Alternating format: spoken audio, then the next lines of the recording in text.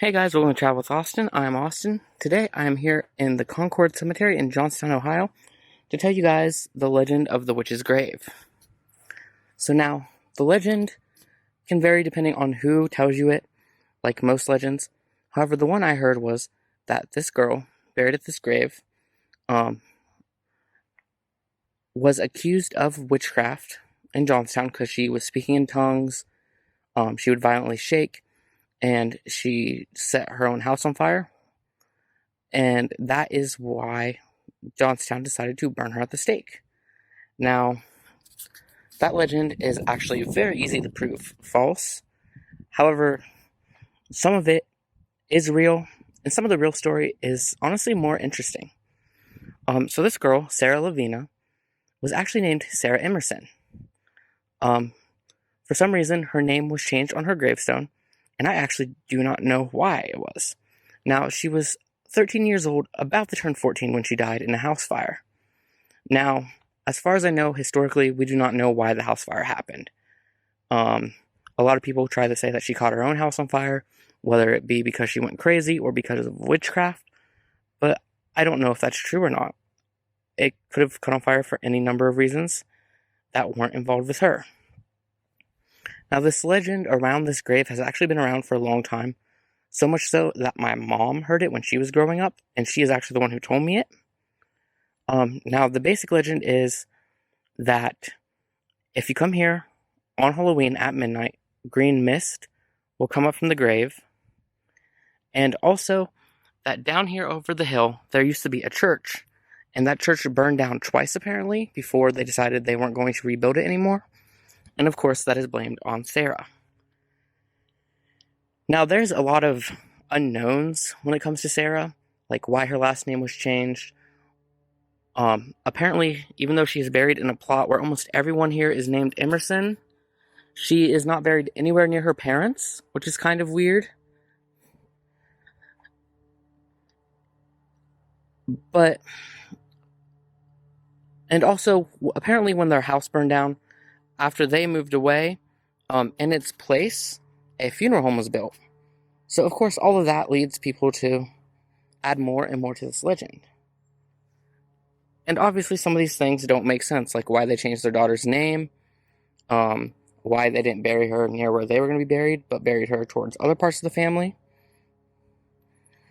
But the one thing that I think keeps people from coming back is this poem on the side.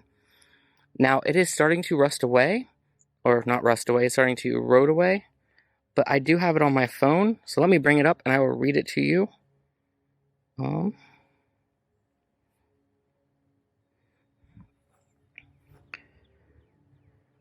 So I did find this on the Ancestry message boards of all places. That kind of gave me the real look into the legend. So here is the legend or the poem that is on the side of this. And I'm reading this off my phone, not off the grave, since I can barely read off the grave. Young people, all as you pass by, as you are now, once was I. As I am now, you soon will be. Prepare for death and follow me. My dust is mouldering back to dust, my soul return to God. May those who read know soon, they must lie cold beneath the clod. Of monster death why blast so soon, the flower that just began to bloom? But boast thou now, we'll not complain, for Sarah shall soon rise again. Then in that resurrection morn, we shall all meet her in the sky. From our cold graves, dark and forlorn, we'll bask in scenes that never die.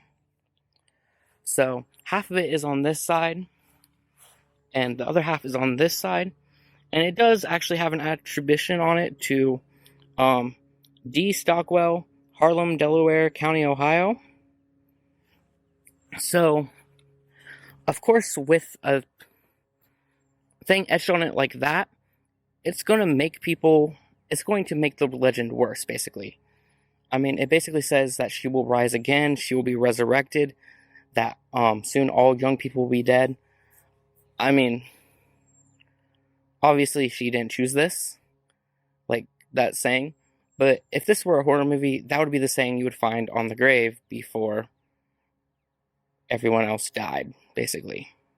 So it is poor choice of words on whoever wrote that on there. I'm assuming her parents. Now, also, I noticed when I came up here, there are some offerings to her. Some coins, and then an earring with a rock on it. Now, I actually thought that rock was a tooth when I first walked up here, and I got a bit freaked out. So, this is the grave of Sarah Emerson, or as it says on the grave, Sarah Lavinia, the Witch of Johnstown, Ohio, who was in no way a witch. She just had basically bad luck, and whoever put her grave up and etched this into it was not doing her any favors at all. Now, one thing you might be able to notice by watching this video is it may look a bit tilted, and that's actually the grave, not my hand. The grave is actually tilting a lot. I don't know if you guys would be able to see it. And of course, with it eroding away on the sides, I'm going to guess that this grave will probably need replaced soon. And that it won't. Hopefully they'll take out the sayings, and the legend will probably die off, hopefully, so that she can finally rest in peace. Now, before I do end this, I'm going to show you a few more things in the cemetery that I thought were pretty neat here. But also, I just wanted to take a look at how the grave is designed. I mean, I know I really shouldn't be saying this, but it is like someone was using Microsoft Word for the first time, and they just decided they were going to use every font. Yeah, just everything about it is just very weird.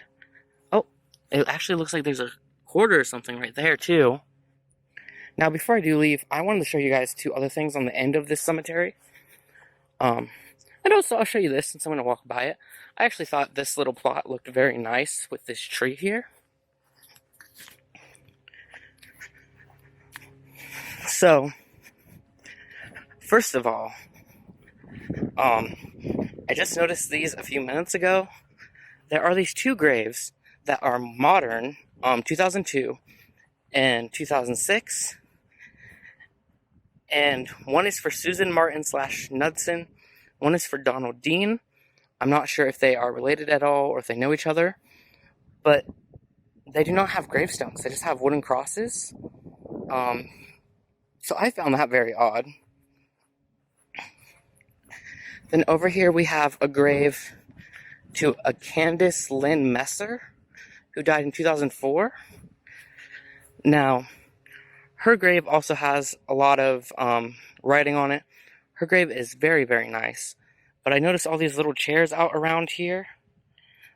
I'm not sure if she was a teacher or something, but those are like the chairs that I would have in elementary school.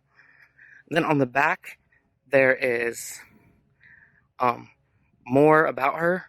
It actually seems, I mean, obviously any death is really sad, but it seems very, very sad. It seems like her grandparents actually paid for this grave, and she died young.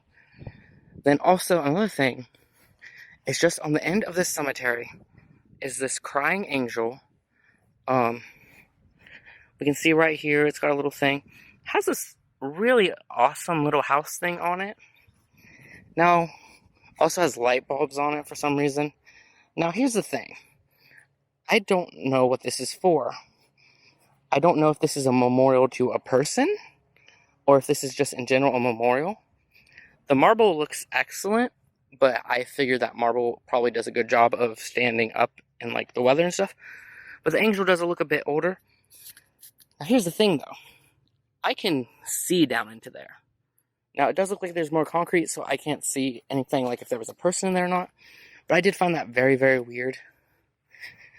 Now, this cemetery is in Johnstown, Ohio. It's on Castle Road. Very small cemetery. But if you're interested in the legend, it is worth checking out.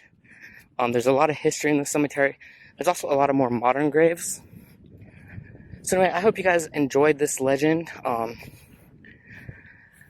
The legend of Sarah Emerson, the witch's grave of Johnstown. And if you did like this video, please subscribe for more in the future, and thank you guys for watching.